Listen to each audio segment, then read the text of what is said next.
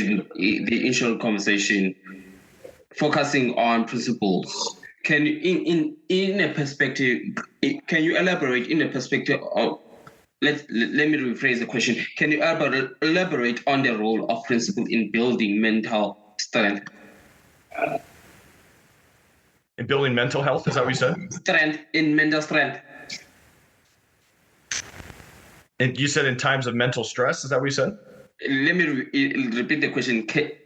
As I've said that you have a book that the key to the gate, which is focusing on principles. Can you elaborate on the role of principles in building mental strength? In building mental health? I just didn't understand the last part. I'm sorry. So mental strength. Oh, mental strength. Excuse me. I apologize. No problem. Building mental strength. Yes. Thank you. And apologize. It may have been my bad on this one. When you do what you're doing, right? This where you have these goals and you're saying, I'm going to do this many podcasts, even when it's hard, even when it's difficult. You're doing right there, building mental strength. You're building mental strength. When The Key to the Gate was a book about how to do business, how to sell to businesses. And when you do stuff that's uncomfortable for you, so, we have a comfort zone. And sometimes maybe doing a podcast or selling to a business or talking to strangers we don't know can be uncomfortable. But when we do it anyway, we build that mental strength that you're talking about. So what happens is if I do something that's a little bit hard for me or a little bit scary, it's a little bit uncomfortable, my comfort zone actually expands and my mental strength, I get stronger mentally.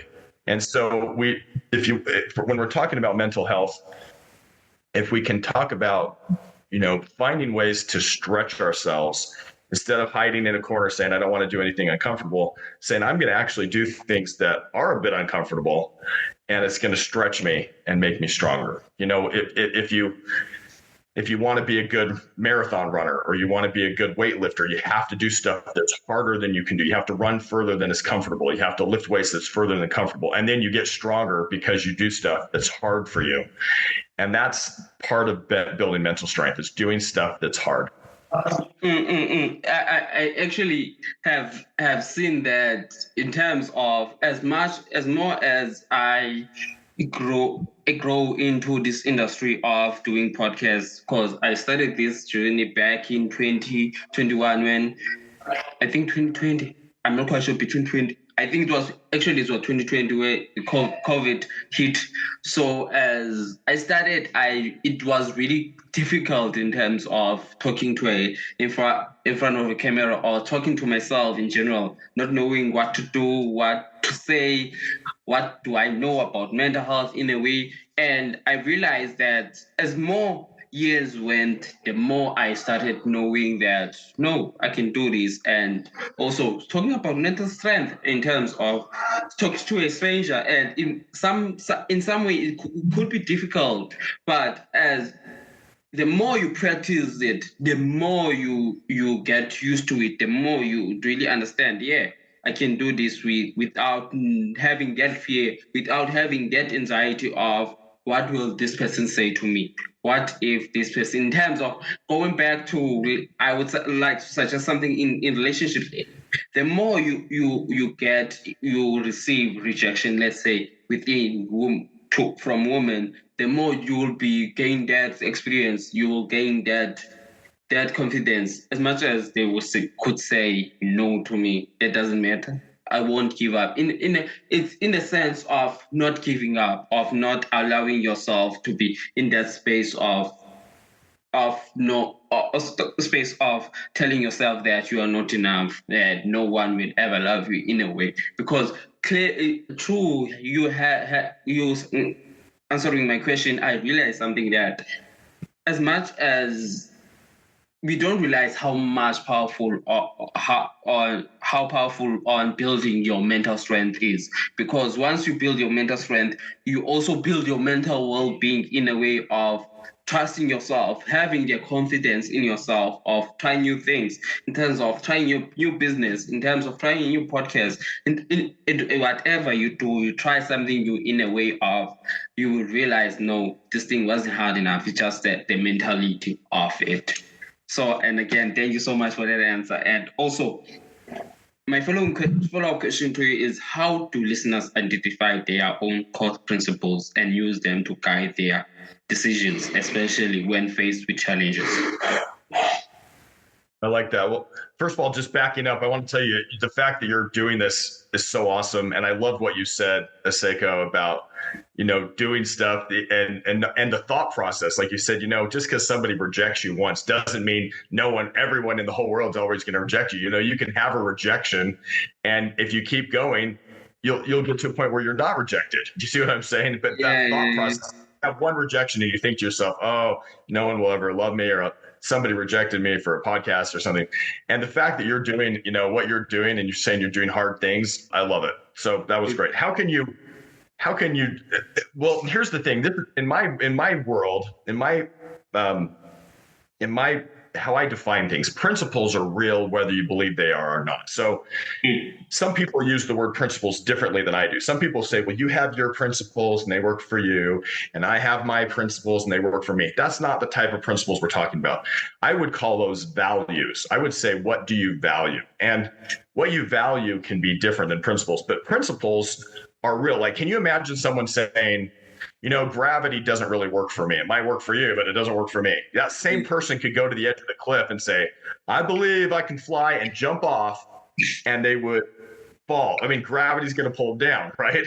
So the point is, if we can value principles, the same principles that are real. So like if I really believe that I can fly, and I go to the edge of the cliff, and I'm really valuing that I think I can fly, and I jump off the cliff, I still am going to fall, because principles control the consequences of our actions. Now, I could bring a hang glider. There's aerodynamic principles. There's things you can do that can interact. But when you're talking about, what can we decide? The main thing is to value what's real, and then align with it. So let me give you an example. Honesty is as real as gravity. If I'm honest with people will trust me. And I could tell you stories about that. Okay. If I'm dishonest with people eventually will not trust me. Now, honesty is as real as gravity. You can either, figuratively build a hydroelectric dam and make a lot of money, or you can fall off a cliff. If you're honest with people, it's the same as building a hydroelectric dam, or you're dishonest, it's like falling off a cliff. And so when you're choosing principles, if you want to be mentally healthy, in my view, you have to have, let me back up. Stephen Covey talks about this thing. Like there's the actual terrain. What I'm talking about is, if you look outside wherever you're at, you can see whatever you see. Maybe you see plains, or maybe you see mountains, or maybe you see a field, or maybe you see a city, or wherever you're at. There's actual something there. And then we have what's called a map. Okay. The problem, in my view, that causes mental health problems is when our map of reality doesn't match what's actually there. Okay. So if I'm, let's say I'm in New York City, but the map in my head is of London. Okay. I'm trying to get around New York City with the map of London. It doesn't work. Okay. Because the map is wrong. And so one of the things that we can do to be mentally healthy, in my view, is to learn what is really, really real, and then try to align with it. In other words, if I'm trying to get people to trust me, but I'm being dishonest, my map isn't matching up what's really there, because I'm not going to be able to do it. I'm not going to be able to get people to trust me if I'm manipulating them and being dishonest. If I want to have good relationships, but I'm treating people poorly, not going to happen, because the map that I have is wrong. It's false. It's not true. I mean, if you want to have good relationships, there's a principle I call it the golden rule: treat people like you want to be treated. If you want to build trust, you have to be honest, even when it's hard. if you want to have mental health, we've got to have our maps line up with what's real. And so learning the principles that are really, really real. What are they? And it's not just, hey, you can value this and then it becomes real. Like I said, I could value wanting to jump off a cliff and fly, but if I don't have a parachute or a hang glider, I'm going to still fall. And so the question becomes, what's real? And then how can I align with those principles to have success? And to the extent that the map, but this is Stephen Covey, by the way, he wrote the 7 Habits of Highly Effective People. To the extent that my map and what's real are the same, that's to the extent that I'm mentally healthy in my view.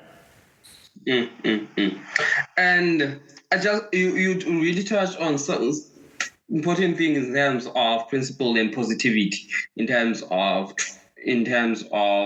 principles, and I love how you interlink those two things. So let's talk about attitude in terms of looking at an attitude towards something. How can listeners cultivate an attitude for success, even when faced with setbacks? Okay, yeah, let's talk about this. So have you heard of Warren Buffett? Warren Buffett is one of the most rich men in the world. He has $128 billion of assets. His name's Warren Buffett. Warren Buffett, when the market goes down, so he invests in the stock market. And a lot of people, when the stock market goes down in the United States, they get scared and they pull all their money out and they run and hide.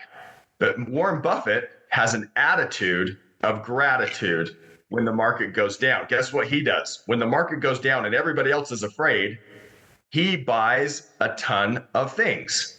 So he says everything's on sale. I'm going to go buy stocks and things. And now because he has this attitude that when the market crashes, I can buy things for cheap. That's why he's worth $128 billion. $128 billion. Because he has an attitude of gratitude for a market crash, and that's why he has the market's cash. Because when things get bad,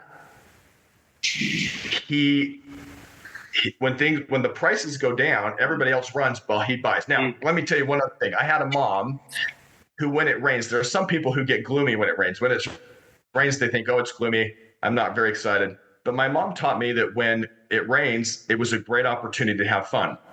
And I liked what you said about it. You said something about thoughts, right? Like just because you have something happen to you, like say you get rejected, that's not the end of the world. You can say, hey, I'm one more attempt closer to having an acceptance of something. When it rains, we could put on our rain boots and go splash in puddles and have fun, right? So it's not what's happening. It's our thoughts about what's happening. It's the attitude, right? So some people, when the stock market crashes, they run and hide. Warren Buffett, when the market crashes, he runs and buys like crazy because he says everything's on sale. Some people, when it rains, they get gloomy. Other people, when it rains, they go put their rain boots on and splash in the puddles and have a great time. It depends on your attitude. And I feel like in terms of that, going back to the days where I used to listen to Gary Vee, before I started even this podcast, whereas in a way I was quite scared of starting it because I didn't know the industry. I didn't know in terms of will I be successful or will I fail? Because in terms of failure, it's sometimes failure, we look at it in a different way. And I love the fact that when you mentioned that your mom, in terms of when it's raining, it's a good time to play. It really goes to, in terms of my whole personality, one thing that I realized is the fact that I take rejection in a positive way more than winning in a way. That's how I have rewired my brain of believing no, as much everything happens for a reason. For let's say I didn't do the episode that I wanted to do. Definitely more episodes are coming their way in terms of, for example, let's say I was supposed to do 5 episodes today. I didn't do those 5 episodes. Let's say next week I do 7 episodes. That means that I've gained something more in a way. That's how I've seen it, that everything happens for a reason within our lives in a way. So, and going back to that thing of what I mentioned in terms of what really defines you in terms of rejection. There's this quote by Ford Jodorowsky. I don't know if you know him. One of the greatest